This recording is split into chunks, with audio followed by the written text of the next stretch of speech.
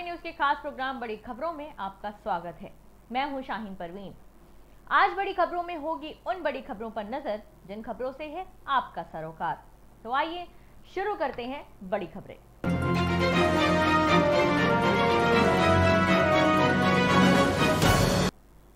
Corona की आने वाले तीसरी लहर के मद्देनजर प्रधानमंत्री नरेंद्र मोदी ने 26 राज्यों के 111 ट्रेनिंग सेंटरों से कोविड-19 हेल्थ केयर फ्रंटलाइन वर्कर्स के लिए विशेष रूप से तैयार प्रशिक्षण कार्यक्रम का शुभारंभ किया है। इस मामले में पीएम मोदी ने कहा है कि हर सावधानी के साथ आने वाली चुनौतियों से निपटने के लिए हमें देश की तैयारियों को और बढ़ाना होगा। आज देश में करीब 1 लाख फ्रंटलाइन कोरोना वॉरियर्स तैयार करने का महाअभियान शुरू हो रहा है। दरअसल कोरोना की दूसरी लहर में हम लोगों ने देखा कि इस वायरस का बार बार बदलता स्वरूप किस तरह की चुनौतियां हमारे सामने ला सकता है। ये वायरस अभी भी हमारे बीच है और इसके म्यूटेंट्स होने की संभावना भी अभी बनी हुई है। पीएम नरेंद्र मोदी ने कहा है कि कोरोना महामारी ने साइंस, सरकार, समाज, संस्था और व्यक्ति के रूप में हमें अपनी क्षमताओं का विस्तार करने के लिए सतर्क भी किया है, जिसे देखते हुए कोरोना से लड़ रही वर्तमान फोर्स को सपोर्ट करने के लिए देश में करीब 1 लाख युवाओं को प्रशिक्षित करने का लक्ष्य रखा गया है और ये कोर्स 2 से 3 महीने में ही पूरा हो जाएगा। पीएम का कहना है कि इस अभियान से कोविड से लड़ रही हमारी हेल्थ सेक्टर की फ्रंटलाइन फोर्स को नई ऊर्जा भी मिलेगी और हमारे युवाओं के लिए रोजगार के नए अवसर भी बनेंगे। आपको बता दें कि बीते 7 साल में देश में नए एम्स, नए मेडिकल कॉलेज, नए नर्सिंग कॉलेजेस के निर्माण पर बल दिया गया है। इनमें से कई ने काम करना भी शुरू कर दिया है। गौरतलब है कि फ्रंटलाइन वर्कर्स के विशेष प्रशिक्षण कार्यक्रम के अंतर्गत उम्मीदवारों को निःशुल्क ट्रेनिंग, स्किल इंडिया का सर्टिफिकेट, खाना और आवास सुविधा, काम पर प्रशिक्षण के साथ स्टाइपेंड और प्रमाणित उम्मीदवारों को 2 लाख रुपए का दुर्घटना बीमा प्राप्त होगा।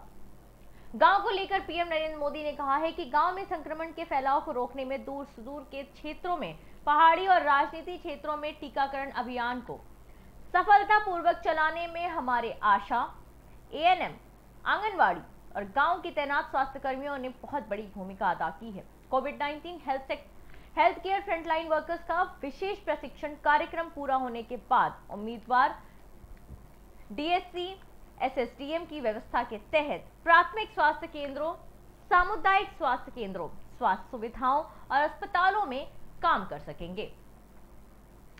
मुंबई में फर्जी वैक्सीनेशन ड्राइव का मामला तेजी से बढ़ता जा रहा है। आपको बता दें कि पहले एक हाउसिंग सोसाइटी में फर्जी वैक्सीनेशन अभियान की बात सामने आई थी और अब मुंबई के मैच बॉक्स पिक्चर्स द्वारा एक लिखित शिकायत दर्ज की गई है, जिसमें कहा गया है कि वैक्सीनेशन के नाम पर उनके कर्मचारियों के साथ धोखाधड़ी हुई है।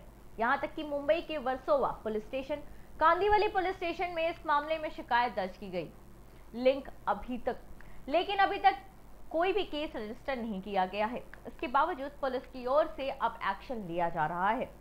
दरअसल शिकायत के मुताबिक मैच बॉक्स पिक्चर्स के करीब 150 कर्मचारी और उनके परिवार वालों को 20 मई को कोविशील्ड की पहली डोज दी गई थी। ये डोज उन्हीं के द्वारा दी गई थी जिनका नाम हाउसिंग सोसाइटी में हुए फर्जीवाड़े में सामने आया था। इस कैंप को अस्पताल में काम करने वाले पूर्व कर्मचारी राजेश पांडे, उसके साथी संजय गुप्ता और अन्यों द्वारा आयोजित किया गया था। आपको बता दें कि संजय गुप्ता एसपी इवेंट्स के साथ काम करता है, जो कि एक इवेंट मैनेजमेंट कंपनी है। वहीं वैक्सीनेशन के इस फर्जी अभियान में लोगों को साथ जोड़ रहा था।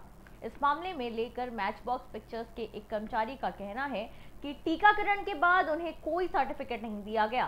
कंपनी का कहना है कि बैकलॉग की दिक्कत के कारण सर्टिफिकेट आने में 1 हफ्ता लगेगा और हमें शक इसलिए है क्योंकि किसी भी व्यक्ति में वैक्सीन के बाद आने वाले लक्षण नहीं मिले हैं।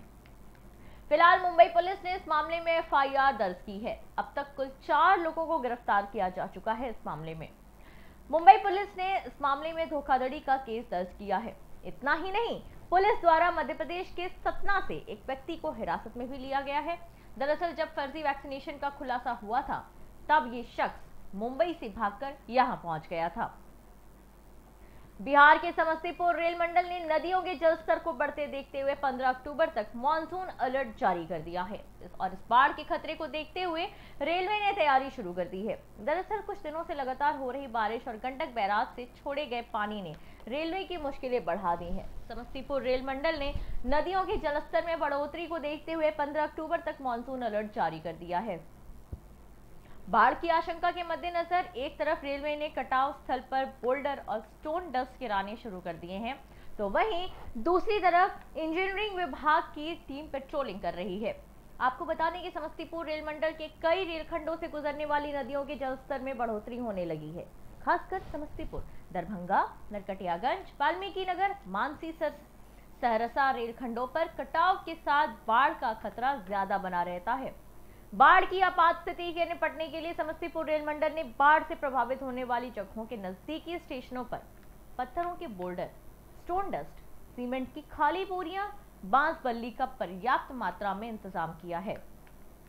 इतना ही नहीं, एहतियात के तौर पर कटाव वाले स्थानों पर, यानी कि जो कटाव वाले स्थल हैं, वहां पर बोल्डर और स्टोन डस्ट गिराए जा रहे हैं। उत्तर बिहार के 15 जिलों में फैले समस्तीपुर रेल मंडल को हर साल बाढ़ से करोड़ों रुपए का नुकसान होता है। अब पिछले साल समस्तीपुर दरभंगा रेलखंड के हायाघाट स्टेशन के नजदीक से गुजरने वाली बागमती नदी पर बने रेलवे के पुल संख्या 16 के गाटर पर बाढ़ का पानी आ गया था, जिसकी वजह से महीनों परिचालन ठप रहा और कई ट्रेनों का परिचालन या तो रद्द करना पड़ा या दूसरे मार्गों से चलाई गई थी। इसीलिए इस बार बाढ़ आने से पहले ही रेलवे ने व्यापक पैमाने पर तैयारी पूरी कर ली है। पूर्व मध्य रेल के समस्तीपुर रेल मंडल के डीआरएम अशोक माहेश्वरी का मानसून अलर्ट के बाद बाढ़ के आने की आशंका को देखते हुए कहना है कि रेल मंडल 15 जिलों के आसपास फैला हुआ है। इसमें खासकर उत्तर बिहार में बाढ़ का खतरा सबसे ज्यादा होता है और खासकर जब नेपाल की ओर से बाढ़ का पानी आने लगता है। इसे देखते हुए हमने पूरी तैयारी कर ली है। मॉनसून के दौरान जिन सामानों की जरूरत पड़ती है उनमें से बोल्डर, स्टोन डस्ट, सीमेंट की बोरियां और साल बल्ला, इन सभी का जरूरत के हिसाब से इंतजाम कर लिया गया है। इसके अलावा हमारी मॉनसून पेट्रोलिंग टीम पूरे रेलखंड पर जांच करती रहती है ताकि किसी भी तरह से रेल यातायात में बाधा ना आए। आज की बड़ी खबरों में इतना ही। फिलहाल मुझे दीजिए इजाजत। नमस्कार।